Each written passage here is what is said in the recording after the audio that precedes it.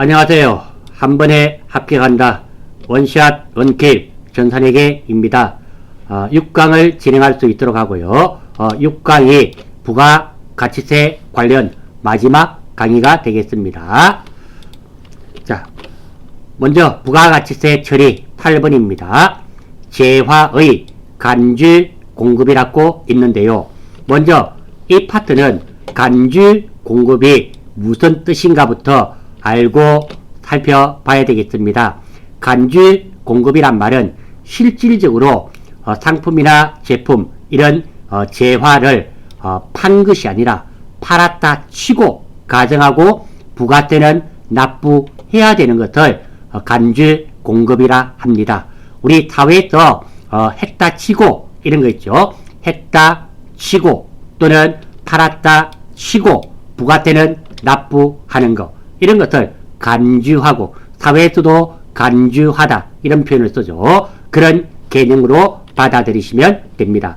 따라서 간주공급은 재화의 간주공급은 팔았다 치고 부가세를 팔았기 때문에 부가세는 당연히 납부해야 되겠죠. 납부해야 됩니다. 자, 재화의 간주공급의 특징을 살펴보겠습니다.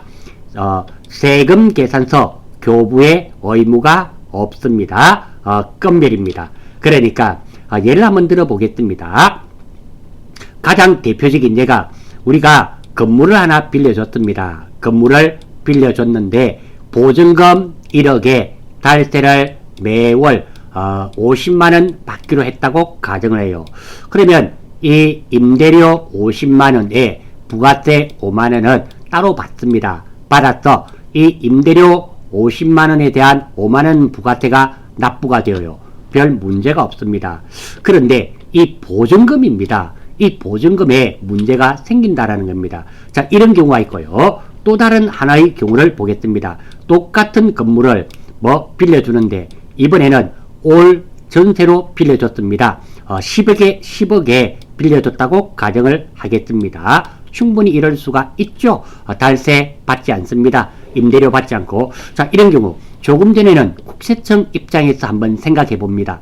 국세청 입장에서는 50만원 받을 때는 부가세 5만원을 징수해서 국세청에 납부가 되었는데 이 사람이 올 전세로 받게 되니까 임대료 받는 게 없죠. 없으니까 부가세 납부할까요? 납부하지 않을까요?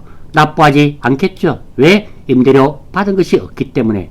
국세청 입장에서는 정말 화가 나는 그런 상황입니다. 그래서 어떻게 하는가 하면 이런 경우입니다. 자, 내가 건물을 빌려줬습니다. 빌려줬는데 1억에 달세 50만원 부가세 별도입니다. 5만원 이런 경우 생각해 봅니다. 자, 달세 임대료 50만원에 5만원 받았던 거는 국세청에 당연히 납부해야 되고요. 자, 이 1억입니다. 전세금 1억도 은행에 넣어두게 되면 이자를 받겠죠.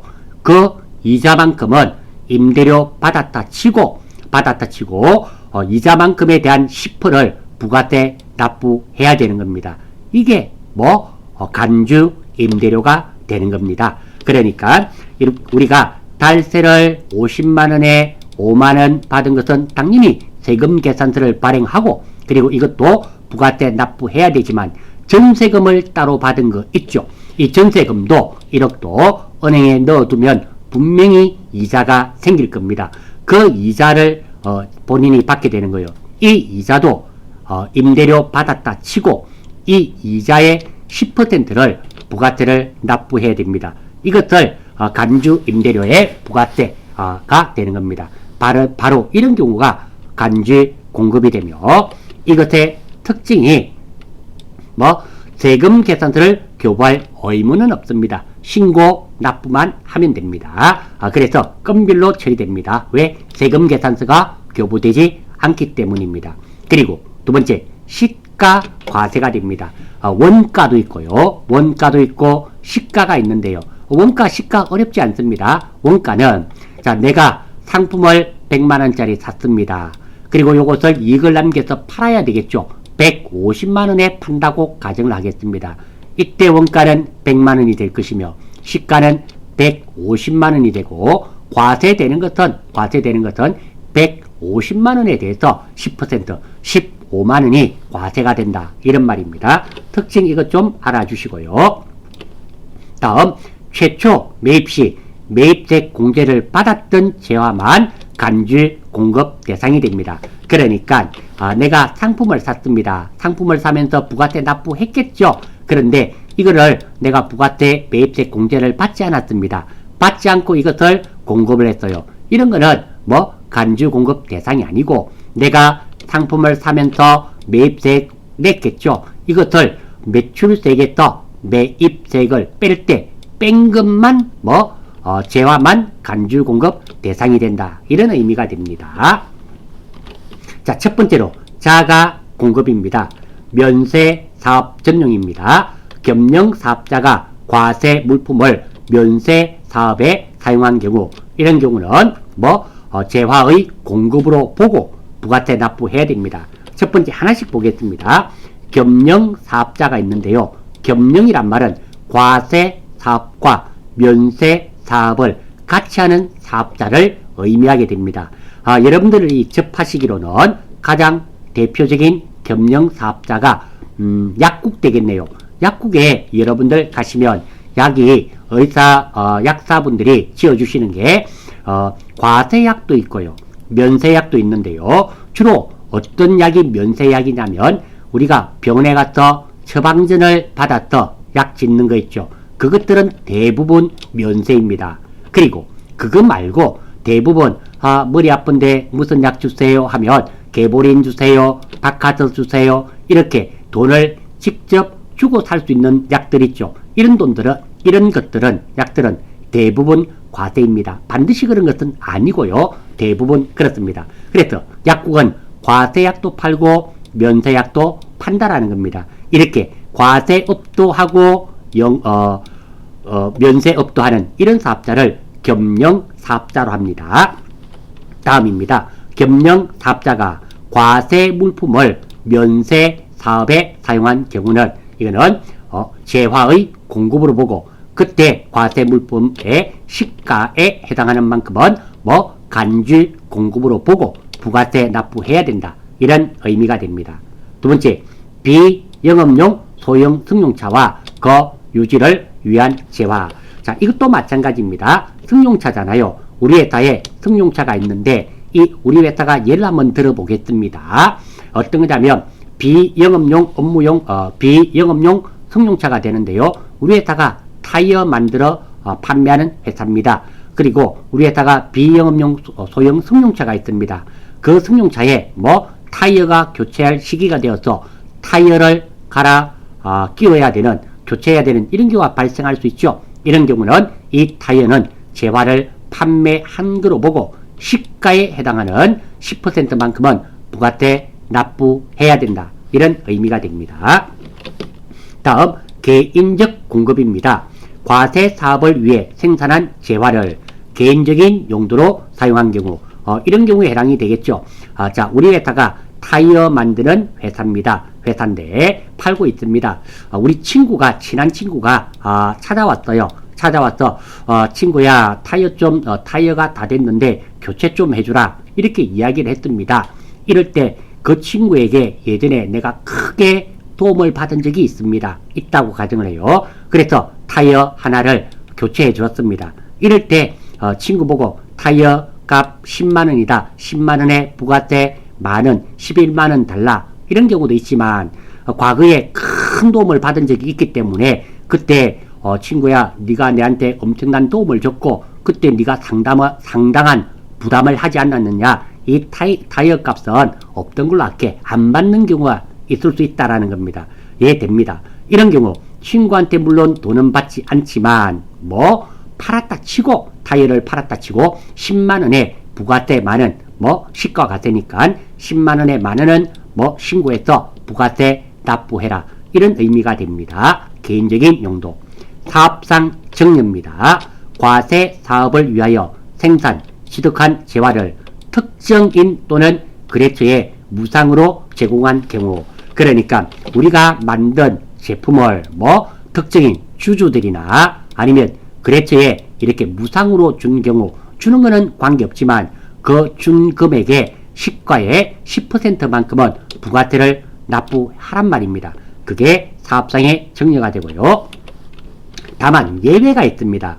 자, 예외가 거래처에 주더라도 거래처에 견본품으로 제공한 것은 아닙니다.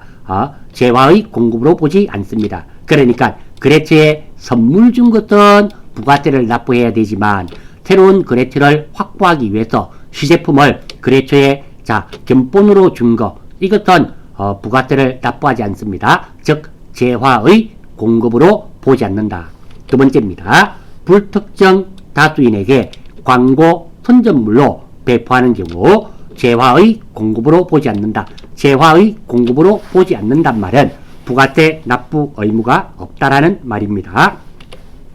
자, 여기서 한번 보겠습니다. 여기 보니까 재화를 특정인이란 말이 있고요. 여기는 불특정 다수입니다. 불특정. 이게 차이가 있습니다.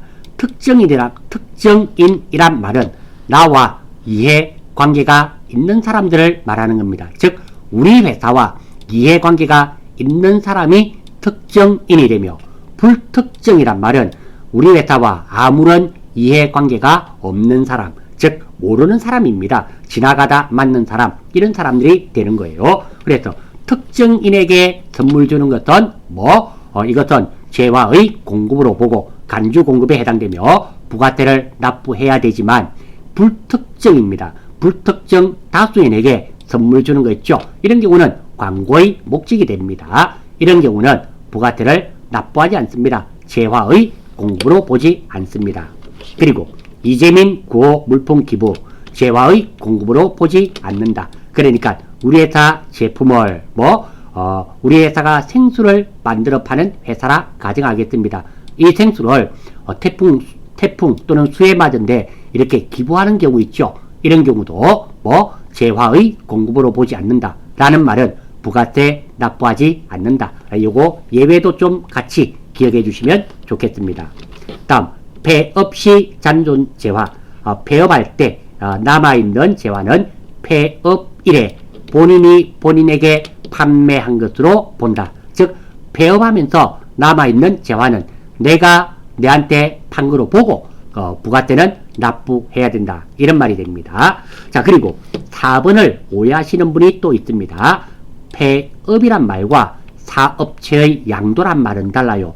폐업이란 말은 사업장을 아예 접어버리는 겁니다. 이럴 때 남아있는 것들은 내가 내한테 판매한 것으로 보고 부가세를 납부해야 되지만 사업체를 양도, 우리 A라는 우리 사업장 자체를 B라는 사람에게 팔아버렸습니다.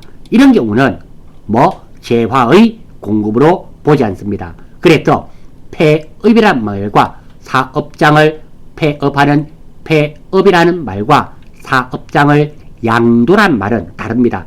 사업장을 양도하면 이 B라는 사람이 이 재화를 판매하겠죠. 판매하면 부가세 납부하게 될 겁니다. 그렇기 때문에 사업장을 양도하는 경우는 재화의 공급으로 보지 않고 폐업하는 경우는 남아있는 것들은 이제 더 이상 팔릴 수 있는 확률이 빵이죠. 아예 없습니다. 그렇기 때문에 내가 내한테 팔았다 치고 부가세는 납부해야 된다. 이런 의미가 됩니다. 자, 이 내용이 조금은 어려우실 수 있는데요. 이것도 실기 시험에는 잘 안 나와요. 나오지 않고 이론 시험에 출제가 되고, 특히 간주 공급이란 말이 다음에 세무나 이런 데도 출제가 됩니다. 그래서 조금 힘이 드시더라도 부가세는 내용이 그렇게 많지 않죠. 많지 않기 때문에 꼭 좀 기억 부탁드리겠습니다. 그리고 자, 지금부터는 자주 출제되는 부가가치세법입니다. 법이에요. 부가세법. 이것도 출제가 됩니다. 지금부터 마지막까지, 부가세 마지막까지는 부가가치세법이니까 좀 익혀주셔야 됩니다. 그래서 자주 반복해서 메모해 놓으셔서 읽어보셔야 됩니다. 아니면 이 영상을 계속 이 부분을 틀어서 계속 익혀주셔야 됩니다. 하루 만에 잘 익혀지지는 결코 않습니다. 자, 세금계산서는 원칙적으로 우리가 세금계산서는 거래처와 거래할 때 판매되는 순간, 매입하는 순간 바로 발급이 돼야 되죠. 원칙적으로 재화 또는 용역의 공급 시기에 발급하여야 한다. 그러니까 돈을 받든지 못 받든지 관계없이 물건을 재화를 넘겨주거나 받을 때 이 시점에 바로 발급해야 됩니다. 두 번째, 세금 계산서는 앞에 전자는 빼버렸습니다. 세금 계산서는 일정한 경우에는 재화 또는 용역의 공급 시기 전에도 세금 계산서를 발급할 수 있다. 그러니까 자, 내가 돈부터 먼저 받았습니다. 그러니까 공급은 3일 뒤에 하기로 했는데 돈을 받았어요. 이때 세금 계산서를 오늘 날짜로 발행할 수 있다. 즉 다시 말해서 세금 계산서는 재화를 넘겨주기 전에 먼저 발행도 가능하다. 이런 말입니다. 월 합계 세금 계산서는 예외적으로 재화 또는 용역의 공급일이 속하는 달의 다음 달 며칠 10일까지 세금 계산서를 발급할 수 있다. 자, 여기서는 먼저 이거부터 보셔야 됩니다. 어떤 거냐면 월 합계 세금 계산서입니다. 자, 이게 왜 필요한지부터 알고 그러면 이유가 이 내용이 이해가 어느 정도 되실 수 있습니다. 월합계 세금 계산서란 말은 어떨 때 하는가 하면 우리 회사와 A라는 거래처가 있는데 이 거래처에 하루에도 한 10번씩 20번씩 매출이 일어납니다. 이런 경우가 있을 수 있죠. 매출이 발생할 때마다 세금 계산서가 발행되어야 됩니다. 왜? 세금 계산서는 원칙적으로 재화 또는 용역의 공급 시기에 발급되어야 되기 때문에 하루에도 10번 또는 20번이 발행이 됩니다. 한 달이면 30일이라 치고 그럼 600번, 20번이면 600장이나 발행이 되어야 됩니다. 그러면 우리 회사 업무도 과중이 되지만 이 거래처 업무도 과중이 됩니다. 그래서 A 업체와 협약을 맺습니다. A 업체야, 우리 너무 많은 세금 계산서가 발행되니까 1일부터 말일까지 세금 계산서를 한 장에 끊어서 우리 하나로 처리하자. 이렇게 협약을 맺습니다. 그러면 그래도 별 문제가 없습니다. 그러면 A 업체도 한 장만 처리하면 되니까 아주 일이 단순해지고 우리 업체도 한 장만 발행해주면 되니까 아주 일이 단순해집니다. 이럴 때 사용하는 것이 월 합계 세금 계산서입니다. 1일부터 말일까지 이런 식으로 그러니까 이것이 월 합계 세금 계산서이며 예외적으로 재화 또는 용역의 공급일이 속한 달의 다음 달이죠. 다음 달 10일까지 세금 계산서를 발행할 수 있다. 방금 이런 경우 1일부터 말일까지를 한꺼번에 묶어서 한 장으로 다음 달 10일까지 세금 계산서 발행해주면 된다. 이런 의미가 됩니다. 법인 사업자는 전자 세금 계산서를 의무적으로 발급하여야 됩니다. 그러니까 세금 계산서도 종이 세금 계산서가 있고요. 전자 세금 계산서가 있는데요. 법인 사업자는 종이 세금 계산서를 발행하면 안 됩니다. 만약에 발행을 하게 되면 1%의 가산세를 물게 되어 있습니다. 그래서 법인은 의무입니다. 무조건 전자 세금 계산서를 발행을 해야 되고 종이 세금 계산서를 발행을 하게 되면 1%의 가산세를 추가로 가산세 있죠? 늦게 내거나 이러면 하듯이 1%의 가산세를 납부해야 됩니다. 다음 직전연도란 말은 작년입니다.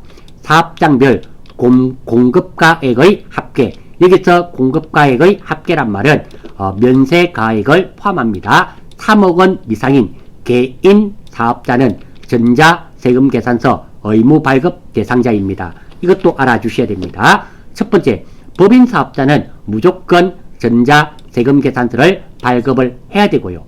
그리고 개인 사업자는 무조건이 아닙니다. 작년에 공급가액의 합계액이 3억 원 이상이면 이 개인도 전자세금계산서를 발행을 해야 되고 3억 원 미만이면 종이 세금계산서를 발행할 수 있다. 이런 의미가 됩니다.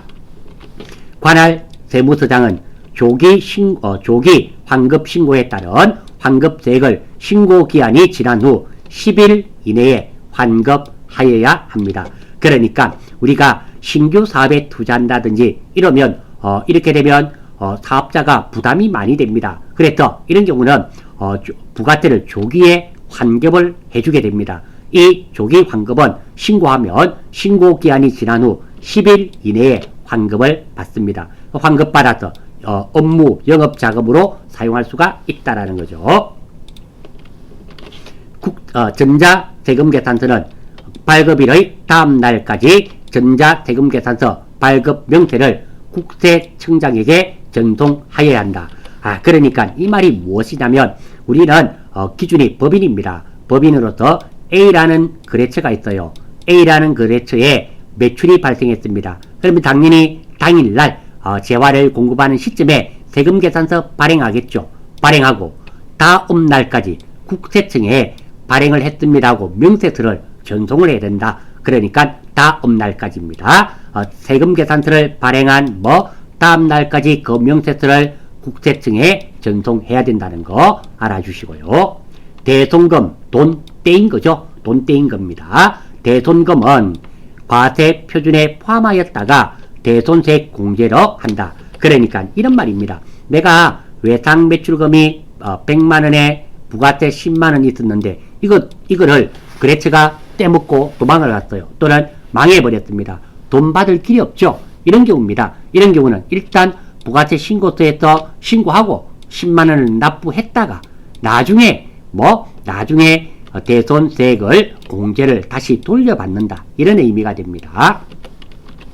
매출, 애누리와 환입은 과세 표준에 포함하지 않는다. 당연한 거 아니겠습니까? 환입 한번 보겠습니다. 내가 1000만원치 팔았는데 A라는 업체에 1000만원치 팔았는데 A라는 업체가 100만원치가 필요가 없어서 돌려줬습니다. 그러면 나는 1000만원에 대한 부가세가 납부가 돼야 될까요? 100만원에 대해서 900만원에 대해서 90만원 부가세가 납부가 되어야 될까요? 당연히 100만원치는 돌려받았으니까 900만원을 팔았고 90만원을 납부해야 되겠죠. 그 말입니다. 애누리도 마찬가지 아닙니까? 내가 1000만원치 팔았는데 A라는 업체에 1000만원치 팔았는데 받은 A 업체가 100만원이 파손이 일어나서 도저히 못 쓰게 됐다. 이런 경우는 어떻습니까? 900만원치 팔은 거죠. 실제로 돈도 900만원 밖에 받지 못하고요. 그래서 900만원에 대한 90만원의 부가세를 납부해야 된다. 이런 의미가 되겠습니다.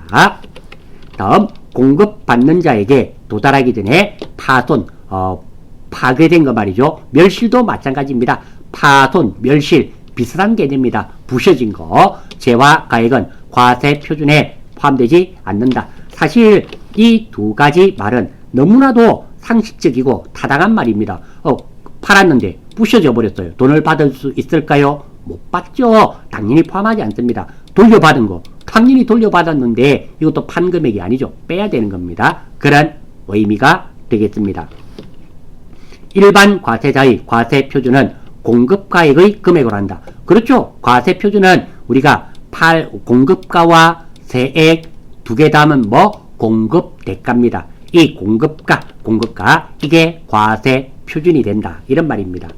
경우에 따라 매입자 발행 세금계산서 발급이 가능하다. 자, 이건 어떤 경우냐면 내가 제품이나 원재료를 샀습니다. 세금계산서 발행해달라 라고 요청을 했어요. 근데 여기서 발행을 안 해주는 경우도 있을 수 있다라는 겁니다. 그러면 내가 샀다고 매입자 발행 세금계산서를 발행해서 국세청에 신고를 합니다. 그럼 국세청은 한번 보십시오. 이 A라는 업체에서는 팔았다고 신고가 되지 않았겠죠. 그런데 우리가 샀다고 신고가 됐어요. 조사가 나가겠죠. 팔았나? 이래 나갑니다. 그래서 세금 징수가 됩니다. 이런 것들이 있기 때문에 세금계산서는 무조건 발행을 해야 되는 겁니다. 지연 대가로 받는 연체이자는 과세 표준에 포함되지 않는다. 자, 이게 연체이자인데요. 이자 부분도 잘 봐야 됩니다. 어떤 거냐면 우리가 10일날까지 돈을 받아야 되는데 13일날 받았습니다. 3일 늦었죠. 3일 동안 지체에 따른 이자 받습니다. 왜 연체료 되겠죠. 이런 거에 대해서는 과세 표준에 포함하지 않지만 이건 아닙니다. 하지만 우리가 자동차 같은 것을 할부로 50개월 할부로 샀습니다. 무이자가 아닙니다. 그러면 이자가 상당하겠죠. 그거는 과세 표준에 포함이 됩니다. 다시 한 번 더 이 부분도 많이 혼돈을 합니다. 이런 것들은 혼돈되지 않습니다. 혼돈되지 않지만 이 부분은 혼돈이 된다라는 거예요.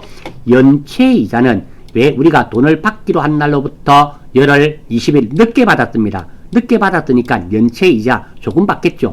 그것은 과세 표준에 포함하지 않지만 우리가 할부 판매에 따른 할부로 판매하게 되면 이자가 있겠죠. 이자가 있습니다. 상당액의 이자는 과세 표준에 포함을 합니다. 그래서 연체이자는 과세표준에 포함하지 않지만 할부 판매에 따른 이자는 상당 부분 이자는 뭐 과세표준에 포함을 한다는 거 같이 기억해 주시면 좋겠습니다.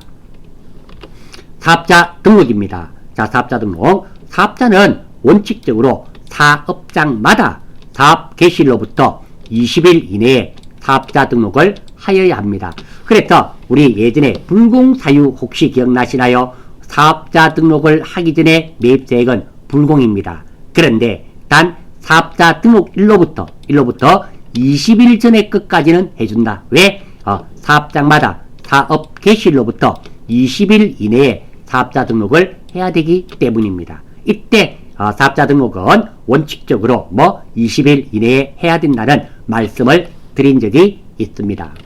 두 번째, 사업자는 사업자 등록 신청을 사업장 관할 세무서장이 아닌 다른 세무서장에게도 할 수 있다. 그러니까 자, 우리 사업장이 창원에 있습니다.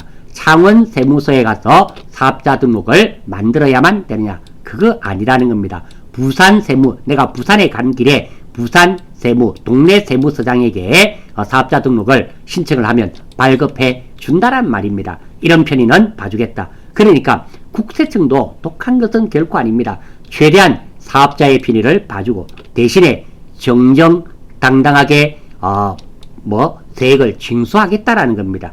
그런 의미가 돼요. 다음, 사업장이 둘 이상. 왜? 우리가 A라는 정수기 판매하는 회사라 가정해요. 그러면 정수기를 한 지역에서만 파는 것이 아니라 여러 지역에서 이렇게 팔 수도 있죠. 그거 말하는 겁니다.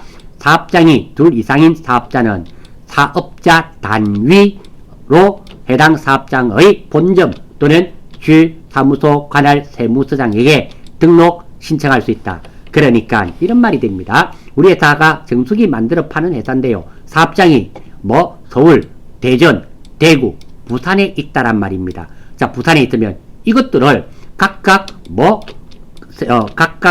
왜 원칙적으로 사업자는 사업장마다 있어야 되잖아요. 이 각각 만드는 것이 아니라 사업장이 여러 개, 둘 이상인 사업자는 사업자 단위로, 그러니까 이 전체를 우리 사업장으로 이렇게 할 수 있다. 이런 의미가 됩니다.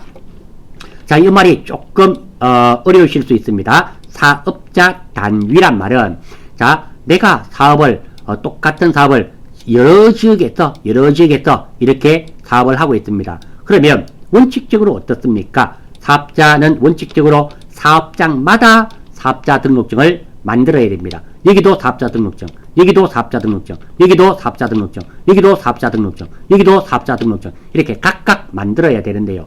국세청에서 편의를 봐주겠다라는 거예요. 본점에 사업장 번호를 가지고 이렇게 같이 쓰겠다라는 겁니다. 하나만을 가지고 여기도 같은 사업자 등록번호, 여기도 같은 사업자 등록번호, 여기도 같은 사업자 등록번호, 여기도 같은 사업자 등록번호, 요것도 같은 사업자 등록번호로 해서 하나로 취급하겠다. 그것이 사업자 단위 과세 사업자가 됩니다. 신규로 사업을 시작하려는 자는 사업 개시일 전이라도 사업자 등록을 할 수 있다. 한번 생각해 보십시오. 자, 사업자 등록증을 저는 사업을 석 달 뒤에 할 겁니다. 근데 미리 사업자 등록을 만드는 거, 이거 가능하다는 겁니다. 국세청 입장에서는 사업자 등록을 만든단 말은 앞으로 성실 납세를 하겠다라고 받아들이는 겁니다. 하지만 내가 사업을 석 달 전에 했는데 아직 사업자 등록증을 발급하지 않았습니다. 이 사람은 국세청에서 볼 때 어떻게 될까요? 이 사람은 세금을 성실하게 납부하지 않겠네 하면서 제재가 들어가죠. 하지만 우리가 석 달 뒤에 사업을 할 것인데 미리 사업자 등록증을 받겠단 말은 이 사람은 미래에 할 걸 미리 다 챙겨 놓구나, 앞으로 성실하게 세금을 납부하겠구나, 이런 의미가 됩니다. 그래서 사업 개시일 전이라도 사업자 등록을 할 수 있습니다. 그리고 면세 사업자는 부가가치세법상 사업자가 아닙니다. 자, 여기서도 오해하셔서는 안 됩니다. 면세 사업자는 사업자가 아니다가 아닙니다. 면세 사업자도 사업자가 맞습니다. 학교 있죠? 학교가 면세입니다. 학교 교육기관이죠. 면세가 되는데요. 자, 학교는 사업자가 아니냐? 면세 사업자가 맞습니다. 하지만 부가가치세법에서는 뭐 부가세를 안 받고 안 받는 업종이잖아요. 부가세를 면세사업이란 말은 부가세를 받지 않는 업종을 말합니다. 가장 대표적인 게 가공되지 아니한 농, 축, 수, 임산물 뭐 그리고 교육기관들 있죠. 이런 기관들, 이런 업체들은 다들 면세사업입니다. 면세사업자들은 부가세를 징수하지 않습니다. 그렇기 때문에 부가가치세법상 사업자가 아니다. 이런 뜻이지 뭐 면세사업자는 사업자가 아니다. 이 말은 틀렸습니다. 이 말은 틀렸고 면세사업자는 뭐 부가가치세법상 사업자가 아니다. 이런 의미가 됩니다. 그리고 재화의 공급 시기 마지막 파트입니다. 힘들내시고 자 언제 팔링으로 보느냐는 겁니다. 이것도 시험에 잘 출제됩니다. 부가가치세법 제가 1번부터 4번까지 정리해 두었는데요. 아마 이 정도 아시면 이론 시험에 부가가치세에 관련된 것은 법에 관련된 것은 거의 다 이 범주 안에 들어가 있습니다. 이론을 위해서 하는 겁니다. 자, 상품권 등을 현금으로 판매하고 그 후 상품권이 현물과 교환되는 경우 그렇죠. 우리가 현대백화점에서 A라는 사람이 상품권을 샀습니다. 자, 이때 팔린 거 언제 팔린 거로 보느냐? 이때는 상품권을 판매한 시점이 아니라 이 상품권을 가진 사람이 현물과 교환할 때 이때 비로소 팔린 거로 보는 겁니다. 그 말입니다. 자, 다시 한 번 더 상품권 등을 현금으로 판매하고 그 후에 그 상품권을 가지고 현물과 교환하겠죠. 교환되는 경우는 상품권을 현금으로 판매한 시점이 아니라 상품권을 가지고 있는 사람이 현물과 교환한 때 상품권이 현물과 교환될 때 이때 뭐 재화가 팔린 거로 한다. 이런 말입니다. 왜? 그러면 선생님 왜요? 이게 상품권을 현금으로 판매했을 때 이때 팔린 거로 보나 상품권을 현물과 교환하는 경우 이때 팔린 거라 이게 무슨 상관이 있습니까? 상관이 있죠. 자, 상품권을 판 것은 3월달이고요. 그리고 이 상품권을 가지고 재화로 교환해 간 것은 10월달인 경우도 있습니다. 그런 경우 자 이때였으면 부가세 1기 예정신고 때 신고를 해야 되고 이때면 2기 확정신고기간에 신고하지 않습니까? 신고기간이 달라진다라는 겁니다. 그래서 그래요. 다음 현금 판매, 외상 판매의 경우 재화가 인도되거나 인도란 말은 넘겨주거나 이용 가능하게 되는 때 그때 팔링으로 보는 겁니다. 그러니까 현금이든 외상이든 판매했을 경우 돈은 받았다 안 받았다 필요 없습니다. 재화를 넘겨주면은 그때 비로소 팔링으로 본다. 돈은 받든지 안 받든지 관계가 없습니다. 재화를 넘겨줬을 때 또는 매입했을 때 이때 그 순간 팔링으로 보고 구입한 거로 본다. 이런 말입니다. 재화의 공급으로 보는 가공의 경우 가공이란 말은 갈고 닦고 쪼는 것을 말하죠. 가공된 재화를 인도하는 때 자 가장 대표적인 예를 한번 보겠습니다. 우리 회사는 볼펜에 요게 뭐 글자 새겨주는 그런 업체입니다. 모나미 회사와 주거래처입니다. 모나미에서는 볼펜 하얀 것만 줍니다. 하얀 거를 내가 받아서 여기에 볼펜 하얀 거에다가 모나미 볼펜 하면서 글자를 새겨서 다시 돌려줍니다. 이런 거 이거 일종의 가공이 될 수 있겠죠. 이런 경우 언제 팔린 거로 보느냐? 가공된 재화 글자 새기고 나서 돌려줄 때 이때 팔린 거로 본다. 이런 말입니다. 재화의 공급으로 보는 가공의 경우는 가공된 재화를 인도한 때 이렇게 가공이 완료된 것을 넘겨줄 때 팔린 거로 보겠다. 다음 중간 지급 조건부로 재화를 공급하는 경우 대가의 각 부분을 받기로 한 때 그만큼 팔린 거로 보겠다. 자, 이게 뭐냐면은 이런 경우가 해당될 겁니다. 배 있죠, 배. 큰 배. 배 만드는데 보통 한 2년 정도 소요된다고 가정하겠습니다. 배 만드는데 요게 300억이 든다고 가정을 해요. 그러면 이거를 300억을 미리 다 주느냐? 아닙니다. 요게 진행 기준에 따라서 요만큼 했을 때 뭐 50억, 또 요만큼 진행했을 때 50억, 나머지 다 했을 때 200억 이렇게 주는 경우가 있답니다. 이렇게 나누어서 주는 경우가 있죠. 진행 상황에 따라서. 그러면 여기서부터 요만큼 진행했을 때 50억 받았습니다. 그럼 나는 50억치 파는 거고 그리고 그 다음 요만큼 받았을 때 50억치 파는 거고 재화를 다 만들었을 때 200억 받았습니다. 200억치 팔린 거고 그 말입니다. 중간 시급 조건부로 재화를 공급한 경우 대가의 각 부분을 받기로 할 때, 그러니까 요만큼 했을 때 얼마 받기로 했습니다. 그럼 요만큼 팔았단 말입니다. 그런 의미. 직수출 및 중개무역 방식의 수출의 경우 수출 재화의 선적일. 그러니까 왜 우리가 재화를 수출하는 경우 선적지 인도 조건도 있고 도착지 인도 조건이 있었지 않습니까? 특별한 경우가 없으면 선적지 배에 실어만 주면 그때 팔린 거로 보겠단 말입니다. 부동산 전세금에 대한 간주 임대료. 이거 간주 임대료에 하면서 했죠. 우리가 전세로 10억을 받았습니다. 그러면 이 10억을 은행에 넣어두게 되고 이자를 받겠죠.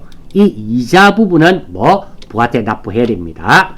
예정 신고 기간의 종료일 또는 과세 기간 종료일에 그만큼 팔린 거로 보고 임대료 받았다 치고 부가세 납부해라, 이런 말입니다. 반환 조건부 판매, 동의 조건부 판매, 그 밖에 조건부 판매의 경우 그 조건이 성취되거나 기한이 지나 판매가 확정되는데, 자, 어떤 거냐면 이런 경우가 되겠죠. 여러분들 체험분 생각하시면 딱 맞습니다. 체험분 보니까 일주일 동안 먹어보고 마음에 들면 사서 먹고 마음에 들지 않으면 10원도 안 받고 반품 받아 드리겠습니다. 이렇게 재화를 넘겨줬습니다. 이거는 재화를 인도하는 시점에 팔린 거로 보지 않습니다. 언제 팔린 거로 보는가 하면 이게 먹고 있는 사람이 그 마음에 든다 하고 연락이 왔습니다. 그때 팔린 거로 보겠다. 또는 일주일 동안 체험분을 줬습니다. 그런데 8일 동안 아무 말이 없습니다. 그러면 체험분이 일주일이었기 때문에 8일이 지났습니다. 기간이 지나버렸죠. 이렇게 기간이 지나면은 팔린 거로 본다, 이런 말이 됩니다. 다시 한 번 더. 반환 조건부 판매, 동의 조건부 판매, 그 밖에 조건부 판매인 경우는 그 조건이 성취되거나 기한이 지났을 때 판매가 확정이 됩니다. 자, 이러므로써 부가세 부분은 완전히 마무리 짓는 걸로 하겠습니다.